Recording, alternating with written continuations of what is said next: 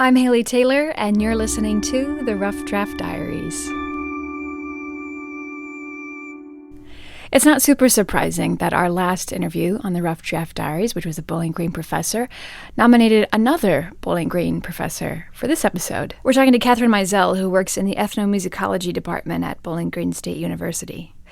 Ethnomusicology is the study of music and people, which could practically be the title for this week's episode. We're talking about a project Catherine worked on, a project that began back in March of 2018. There was a series of protests that was led by students all over the country, and actually all over the world, but centered in the United States. And it followed a mass shooting in Parkland, Florida, at Marjorie Stoneman Douglas High School. And the first of these protests was a walkout. And these walkouts, they weren't all political protests in the way that we might think of them. They weren't necessarily partisan protests. They were memorializing the students who had died and other students who had died in other mass shootings. They were expressing the kind of fear that students live with every day when they go to school, when they have drills, when they have actual lockdowns, which happens very frequently.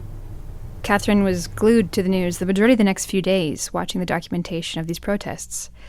And she noticed the music, civil rights-sounding anthems created by students. Catherine wrote a simple Facebook post, stating, "I hope someone is recording these songs." And her friend commented back and said, "I think I know someone." So I was introduced to Jim Pugh, who's the CEO of Little Village Foundation. He works with artists who would be marginalized out of the mainstream music industry, and he records albums with them at no cost to the artist. And so he does all of this work basically for free. He raises money, right? He's a really great fundraiser, and he has other people he works with who help him with that. And we recorded most of the students ourselves. We flew to a few different places in the country. So we ended up with 11 tracks. Many of the students on this album are survivors of gun violence, either in school shootings or other contexts. There is no unified political statement here. It's just students expressing their needs, and their primary need is to feel safe in school. They named the album Raise Your Voice, with all the proceeds going to Every Town for Gun Safety, a nonprofit that helps victims of gun violence while also researching and studying policy change. It features songs by Taylor Suarez, whose aunt was killed at Sandy Hook, the St. Paul High School students who all experienced gun violence, and Sawyer Garrity and Andrew Pena, two students who survived the Parkland shooting. I was only 16 when the man came down to pull it. With big dreams in my heart, I got shot down by a bullet. And I set up this interview with Catherine, as with most Rough Draft Diaries interviews, about a week or two before our scheduled meeting. That means, at that time, the last act of gun violence largely reported in the news was the Gilroy Garlic Festival in California on July 28th. By the time of our August 5th interview, 2 more massacres had happened, one in El Paso, the other in Dayton, Ohio, not too far from us. I felt exhausted by the time I showed up in Catherine's office to chat, feeling like a new shooting is reported every other week, that it happens over and over again, and we're never making headway on solving a very complicated problem. I shared these feelings with Catherine. She, however, had a different point of view on the subject.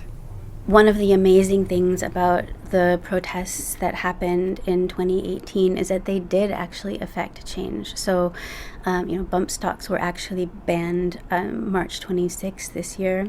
There have been a number of federal and state legislations all over the country that have addressed background checks, that have addressed domestic violence and the availability of guns.